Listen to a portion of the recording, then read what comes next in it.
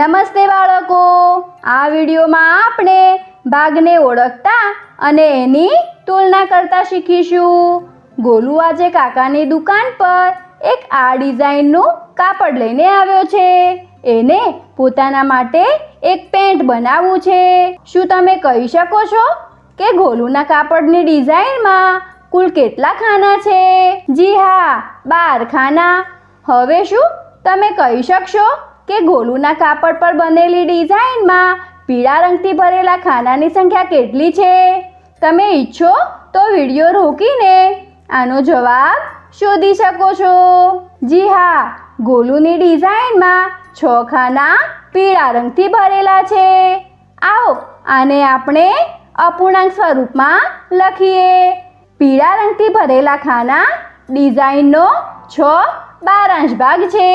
બાળકો, તમને યાદ છે ને, આ સંખ્યા 12 એ બતાવે છે કે આપણું આખું કાપડ કુલ કેટલા સરખા ભાગોમાં વહેંચાયેલું છે અને 6 બતાવે છે કે એમાંથી કેટલા ભાગ પીળા રંગના છે।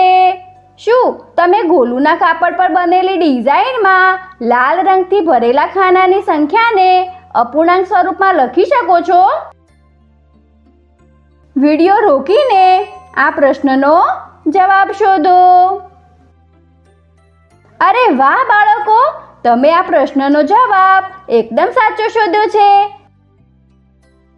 લાલ રંગના ખાના પણ ડિઝાઇનનો 6/12 ભાગ છે। જ્યારે ગોલુ કાકાની દુકાન પર ઊભો હતો ત્યારે ત્યાં ચંદા આવી।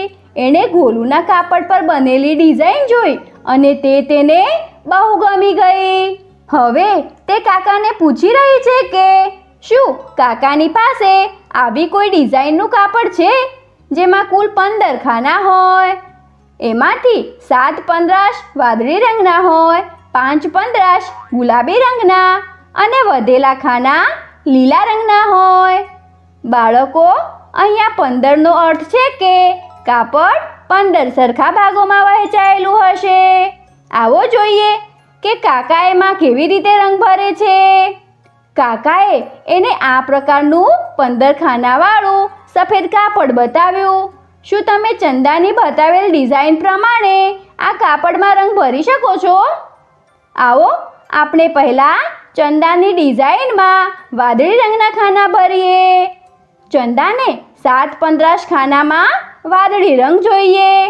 બીજા શબ્દમાં કહીએ તો 15 ખાનામાંથી 7 ખાનામાં વાદળી રંગ ભરેલો હોય। આપણે આ રીતે તે ભરી શકીએ છીએ।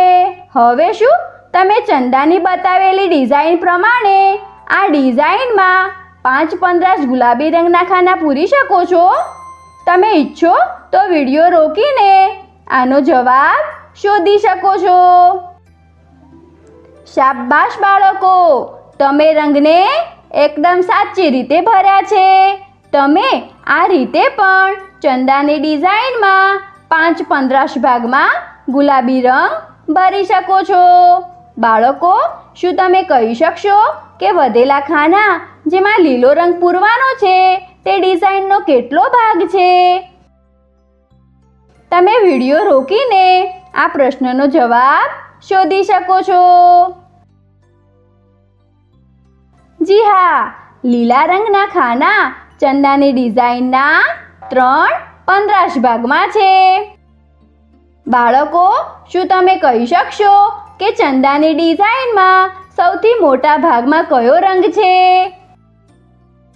આવો આપણે ત્રણેય રંગોના ભાગોની સંખ્યા જોઈએ। બધા રંગોમાં અપૂર્ણાંકના છેદની સંખ્યા એક સરખી છે, એટલે આપણે રંગોથી પૂરેલા ખાનાની સંખ્યા જોઈશું। અહીંયા વાદળી રંગના ખાનાની સંખ્યા 7 સૌથી વધારે છે, એટલે ડિઝાઇનનો સૌથી મોટો ભાગ 7/15 વાદળી રંગથી પૂરેલો છે। એટલા માટે 7/15 આ અપૂર્ણાંક 5/15 અને 3/15 આ બંને અપૂર્ણાંકોથી મોટો છે। બાળકો, જો આપણે 15 ભાગોમાંથી 2 ભાગમાં વાદળી રંગ પૂરેલો હોય, 7 ભાગમાં ગુલાબી રંગ અને 6 ભાગમાં લીલો રંગ ભરેલો હોત, ત્યારે શું તમે આ ત્રણેય અપૂર્ણાંકોમાંથી સૌથી મોટા ભાગને ઓળખી શકો છો? તમે ઈચ્છો તો વિડીયો રોકીને આનો જવાબ શોધી શકો છો. શાબાશ બાળકો, તમે આનો જવાબ એકદમ સાચો શોધ્યો છે. અહીંયા સૌથી મોટો અપૂર્ણાંક 7/15 ભાગ છે. ચંદાની ડિઝાઇનનું કાપડ તૈયાર થઈ ગયું. જુઓ તે કેટલી ખુશ દેખાઈ રહી છે.